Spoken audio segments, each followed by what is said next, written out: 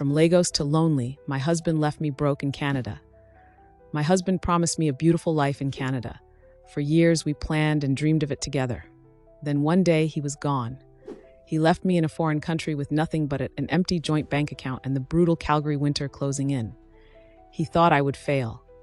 He expected my story to end there, a heartbroken, shameful secret in a tiny, cold apartment. He was wrong. My story didn't end there. It was just beginning. Life in Lagos was chaotic, vibrant, and home. I had a great job as a project manager, a career I was proud of. He was an engineer. We weren't rich, but we were doing okay with family, friends, and a comfortable rhythm. But he had a bigger dream he painted for me every night: Canada.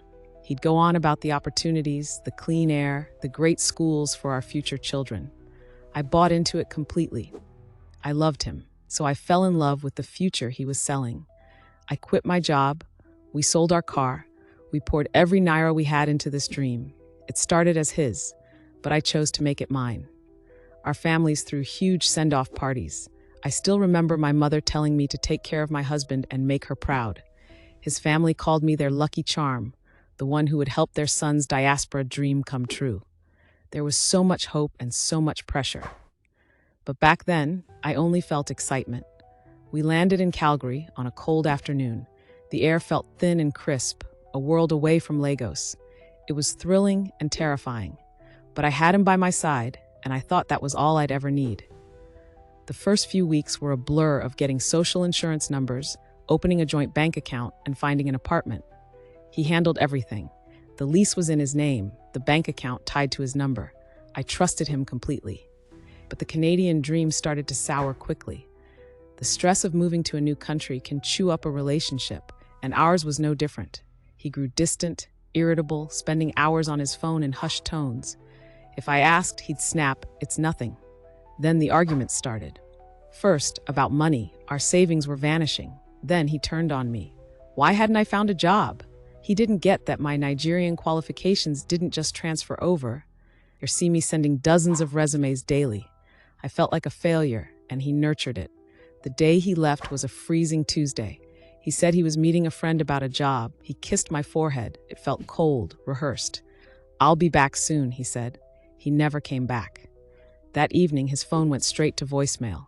His friends hadn't heard from him. Panic crawled up my throat. By morning, a horrible certainty settled in. I checked our closet. All his clothes and his suitcase were gone. I logged into our online banking. The account was empty. He'd taken every cent, leaving just $200 in cash on the counter. Next to it, a note. It didn't say sorry or goodbye. All it said was, "This is for the best. Don't contact me." I have never felt a loneliness like that. It was a physical weight crushing me. I was in a country where I knew no one. The man I built my world around had just evaporated, leaving me to shatter. And for a while, I did. Reality hit hard. Rent was due in a week. I had no money for food, let alone thousands for rent. I would walk through the grocery store and the price of milk would make me want to cry. Back home, I was a professional. Here, I was a ghost with an empty wallet. The shame was suffocating. What would I tell my family? How could I explain that the perfect husband had used and abandoned me?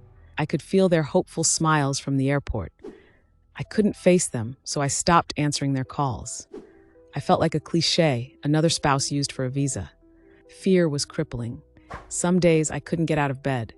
Calgary, the city of our new life, became my prison. I'd look out at the snow and feel a cold inside me that was even colder than the weather. He thought he had broken me. For a while, he was right. That was rock bottom, wondering if I should just give up and crawl back to Nigeria to live with the shame forever. I know I'm not the only one who has felt this way. The immigrant journey can be incredibly isolating. If you've ever felt lost, alone, or betrayed after moving, I'd be grateful if you shared a piece of your experience in the comments. You don't have to share details, but just letting someone else know they're not alone can be so powerful. Let's make this a space where we lift each other up.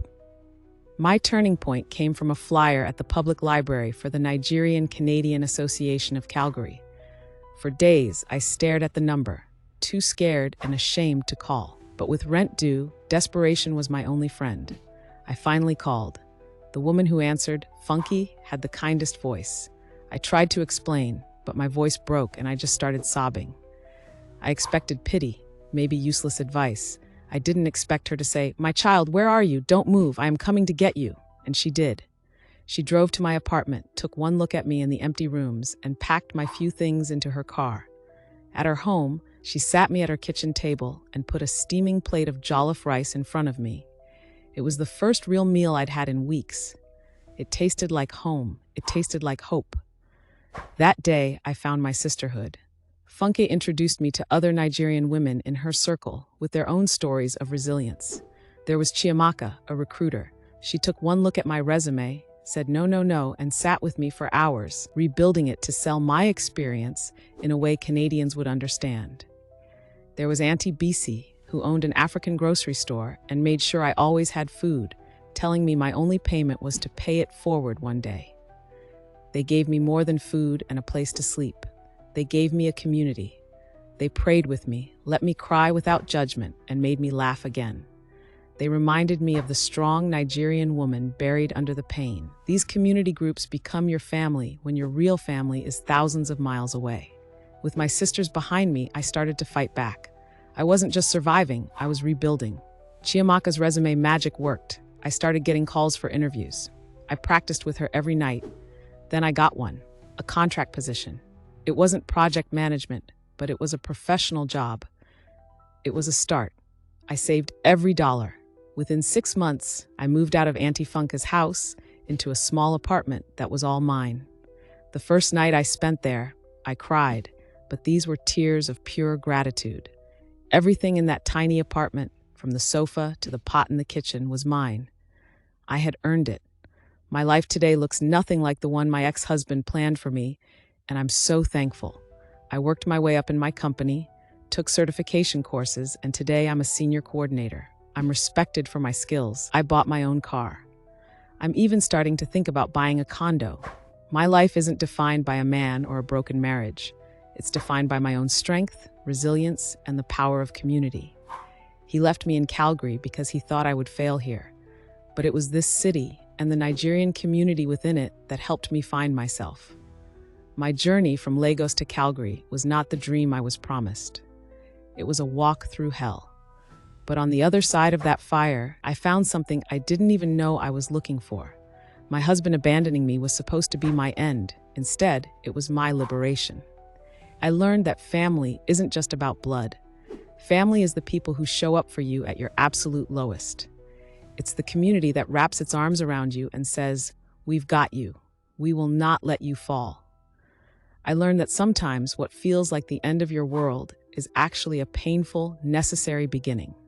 If you are watching this, and you are in that dark place feeling lost and alone in a new country, please hear me. Your story is not over. You are so much stronger than you think. Please reach out. Find your community at a church, a cultural center, anywhere. There are people who want to help. Your road might be hard, but you do not have to walk it alone. He thought he was leaving me with nothing. He was so wrong. He left me with everything that truly matters, myself. Thank you so much for listening to my story. Please don't forget to like this video and subscribe to the channel. If you know someone who needs to hear this, please share it. Your support means more than you know. Thank you.